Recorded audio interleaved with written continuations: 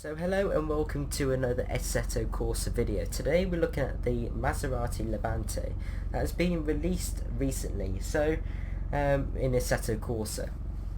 And I thought, why is there a 4x4, an SUV, in Assetto Corsa?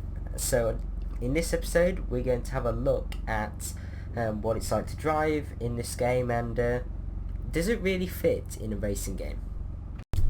So the Levante sort of offers an Italian sort of zest to the SUV market, which is becoming even more popular recently. So this car has a twin turbo V6, which sounds pretty awesome.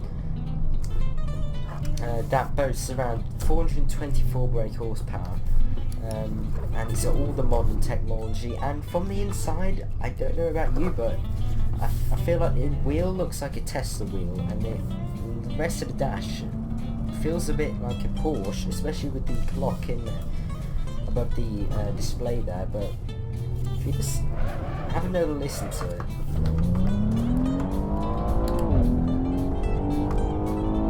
it's not bad for an SUV, it really isn't, and the changes are actually really quick.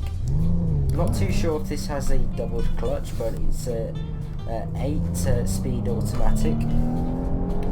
Not that you'd need 8 speeds, but well, in the Assetto Corsa anyway. But it really is not slow. It really is not slow. So it's a pretty new car. I believe it got released either in 2016 or last year, 2015. But yeah, it's a brand new car. So yeah, why not? It's an Italian game, Italian car. So yeah, let's see what it's like on these roads though. So this is more of what this car is going to be used for in its sort of sporty purposes on tight, twisty roads, and it's not really for the track, but we'll go onto Imola later on and see what it's like on the track. But this is what it's going to be used for most, if it's going to be used for sporty driving. But most of the time it'll be used like going to the shops or just going around towns. But so far it feels very quick. I have to say though, it's weird because the guys at Sata have managed this really well. It feels like it's a bit top heavy, which is, I'm guessing, what it feels like, but they've managed the physics of this really well.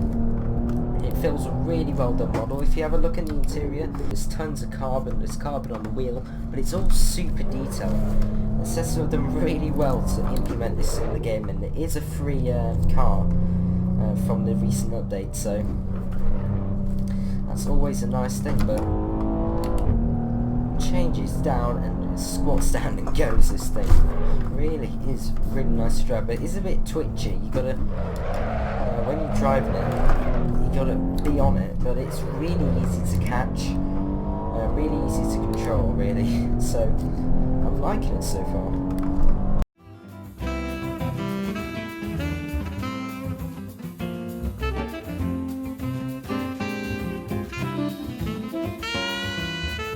So there's a hairpin coming up, so let's see if we can get the tail out on this thing. It's pretty easy to do so. So turn in, boot full of power.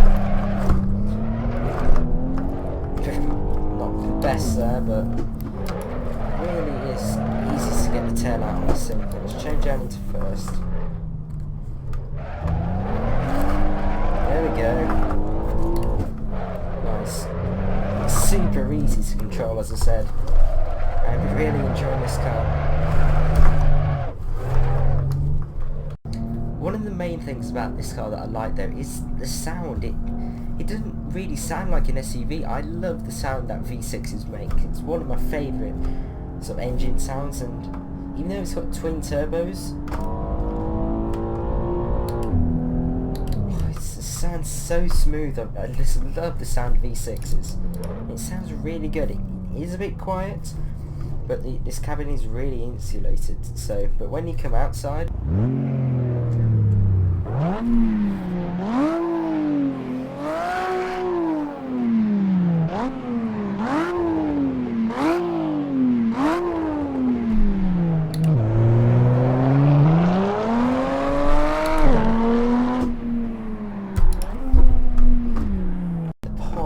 sounds really good on the upshifts and downshifts.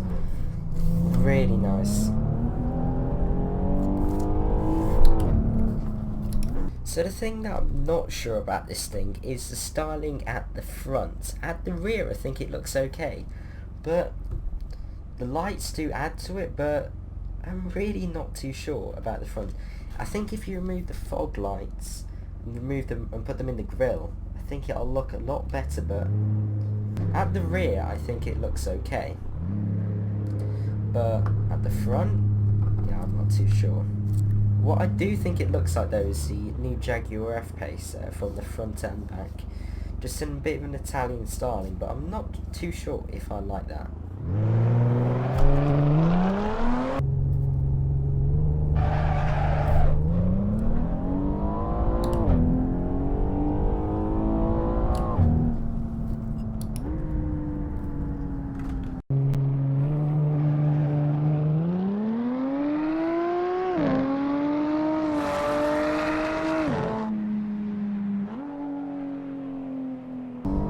So now let's take this thing to the track and see what it's like over there.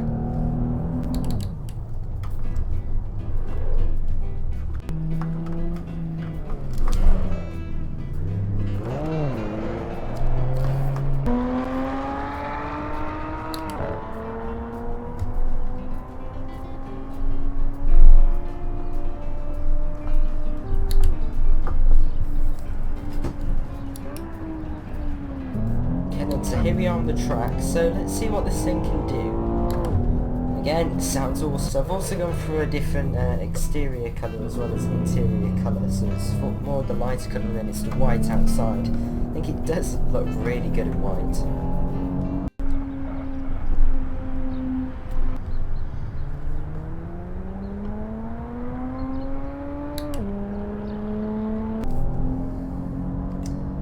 So let's see how this thing does on track. So it feels, you can tell it a lot more now once you're on the track. Sort of the body roll and sort of all the physics coming alive on this car. It feels very sort of top heavy. It doesn't feel like anything I've sort of driven on a game before, because you don't usually get cars like this on games. So it's really not too bad. So I really want to see what lap time we can set. So I've got my timer on my phone, just so I don't want to block all the, don't want to have an overlay or anything, so I'll just tell you the time when we cross it. Let's get over to the line, but it is really easy to position, it really is, it's not too bad, so here we go. Okay then, so here we go, and start the timer now. So we're doing 2:15, I'm going to brake a bit early. The brakes are not the best on this. I doubt it has carbon ceramics, but it definitely needs them. It's very bouncy, this thing, that when you go around corners at high speed. And yeah, the brakes are not the best, so you need to really brake early. Or see. Can we go shooting off? There you go. Understeers this thing, and yeah, if you try and go around this corner at speed, it's going to get massive understeer. It's proven. Into third, right, 120, 130, 40, 50 kph, so not bad, right. Third, turn in, apex, run wide, come back in. Fourth, third, see, everything's really bouncy around this one, especially though if you go over the rumble strip.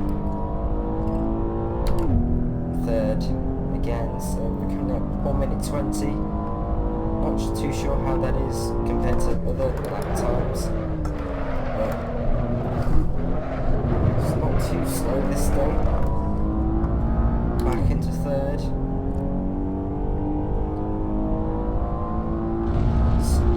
Sound bad this thing. Just clip the grass on. Then brake now. Not a very nice section there. Downhill at high speed. We've gone off a little bit. when the steer. Right, back on the main straight. To third. Right up to 7,000 then. Fourth. Come up to the main line, get ready to stop. And that was a 2 minute 15.7. So this is not a slow car. So for my final test, I've decided to take the Levante to the drag strip. So this is a 2 kilometer drag strip. So I'm interested to see what speed we can get to. I'm going to say we're going to get to about 270 kilometers an hour. So that's about 120, 43. So about 165 miles an hour if we hit about 270. So if we do that, so let's put it in gear. Let's go. Red line. Third. 200 meters. Into fourth. Drifting a bit there. Right, quarter of the way along. We're already at 200. It's really getting into its stride now. 220. 230. I really want 270 out of this thing. 240. This is quick. There's 2,000 meters. I'm going to have to brake before we hit that wall, but that was about 245. So that's about 30. About 145 miles an hour. Out of an SUV is not too bad.